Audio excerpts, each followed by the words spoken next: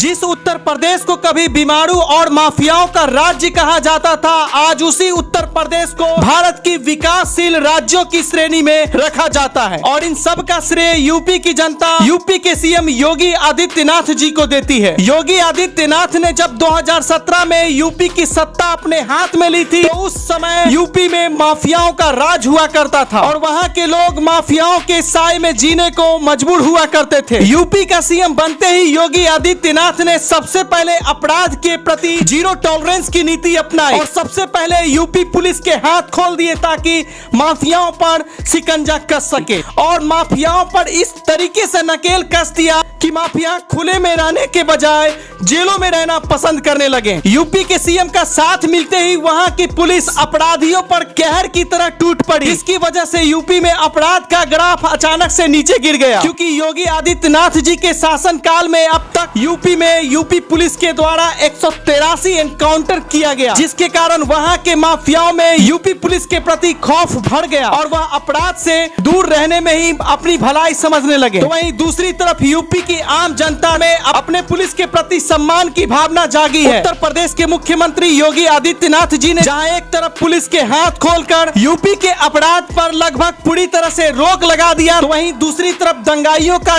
ठोस इलाज ढूंढने के लिए उन्होंने बुलडोजर की नीति को अपनाई और यूपी के अंदर दंगा फैलाने वाले जिहादियों के खिलाफ बुलडोजर बाबा के एक्शन को भरपूर तरीके से चलाया, जिसकी वजह से दंगाइयों में बुलडोजर बाबा के प्रति एक अजीब सी डर बैठ गई। दंगाइयों के प्रति बुलडोजर की नीति और माफियाओं के प्रति जीरो टॉलरेंस की नीति ने रातों रात यूपी के मुख्यमंत्री को भारत का सबसे लोकप्रिय नेताओं की श्रेणी में लाकर खड़ा कर दिया। आज अगर भारत के किसी भी कोने में दंगा होता है तो सबसे पहले अगर किसी मुख्यमंत्री का नाम लिया जाता है तो वह है यूपी के सीएम योगी आदित्यनाथ जी। लेकिन जब से समाजवादी पार्टी के पूर्व बाहुबली सांसद अतीक अहमद और उनके छोटे भाई अशरफ अहमद की हत्या यूपी पुलिस की कस्टडी के दौरान हुई, तब से उनके प्रशासनिक व्यवस्था पर भी सवालिया निशान खड़े किए जा रहे हैं। यूपी पुलिस की कस्टडी में अतीक अहमद और अशरफ अहमद की हत्या अब सीएम योगी के लिए गले की हड्डी बनती जा रही है। दरअसल शुक्रवार को देश की सर्वोच्च न्यायिक संस्था सुप्रीम कोर्ट ने यूपी सरकार से पूछा है कि 2017 के बाद से जितने भी इनकाउंटर यूपी में किए गए हैं उनसे संबंधित मामलों की जांच कहां तक पहुंची है। तो वहीं दूसरी तरफ यूपी की सबसे बड़ी विपक्षी पार्टी समाजवादी पार्टी भी लगातार यूपी पुलिस के इनकाउंटर पर सवाल खड़ी करती आ रही है। देश की सर्वोच्च न्यायालय ने इनकाउंटर के मामले को लेकर योगी सरकार को एक विस्तृत हलफनामा दाखिल करने का निर्देश जारी किया है और 183 इनकाउंटर के जांच से संबंधित विस्तृत ब्यौरा भी योगी सरकार से मांगा है। Justice RS. भट्ट और अरविंद कुमार की पीठ ने समाजवादी पार्टी के पूर्व बाहुबली सांसद अतीक अहमद और उनके छोटे भाई अशरफ अहमद की पुलिस कस्टडी के दौरान हुई हत्या की निष्पक्ष जांच के लिए एसआईटी गठित करने की मांग को लेकर दाखिल याचिकाओं पर सुनवाई के दौरान ये निर्देश जारी किए थे। सुप्रीम कोर्ट की जजों ने यूपी की योगी सरकार से यह भी जानना चाहा है कि 183 एनकाउंटर के दौरान राष्ट्रीय मानवाधिकार आयोग और सुप्रीम कोर्ट द्वारा जारी गाइडलाइंस का पालन किया गया है या नहीं। सुप्रीम कोर्ट ने अतीक अहमद और अशरफ अहमद की हत्या के सिलसिले में टिप्पणी करते हुए कहा है कि ऐसे 5 से 10 लोगों की सुरक्षा घेरे में एक आपराधिक छवि वाले नेता की हत्या की जा सकती है। देश की सर्वोच्च न्यायिक संस्था ने इशारों में हत्याकांड में किसी के मिली भगत की ओर इशारा किया है। दरअसल अतीक अहमद की बहन आयशा नूरी अपनी याचिका के माध्यम से एक रिटायर्ड जज से या स्वतंत्र जांच एजेंसी से अतीक अहमद और अशरफ अहमद की हत्या के साथ साथ अपने गोलीबाज भतीजे असद के एनकाउंटर की भी जांच की मांग कर रही हैं।